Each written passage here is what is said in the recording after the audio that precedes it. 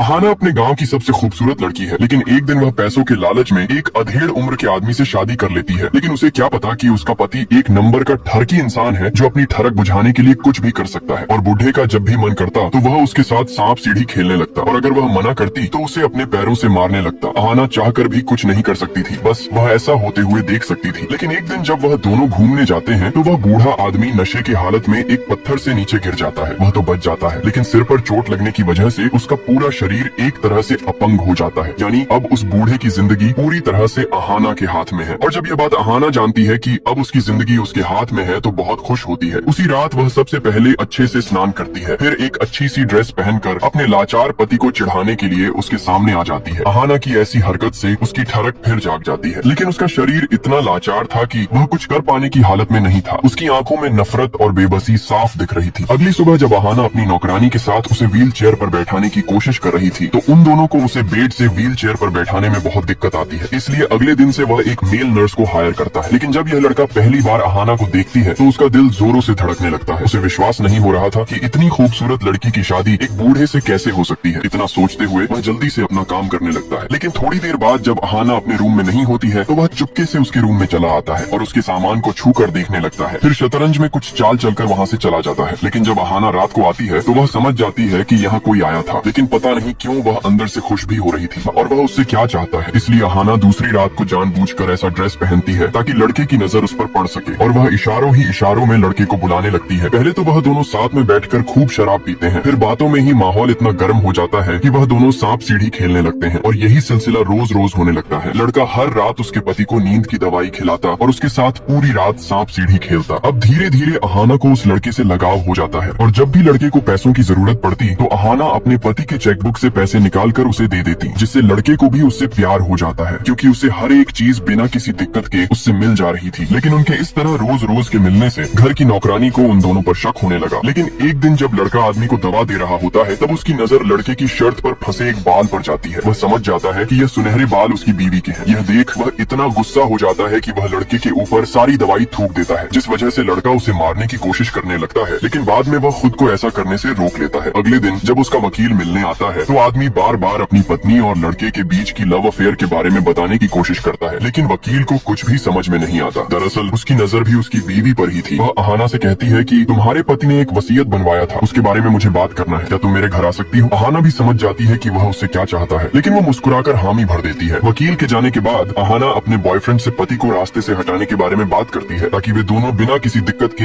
एक साथ रह सकें, लेकिन वह ऐसा करने से मना कर देता है। वह समझ जाता है कि अहाना उसे अपनी मीठी मीठी बातों में फंसा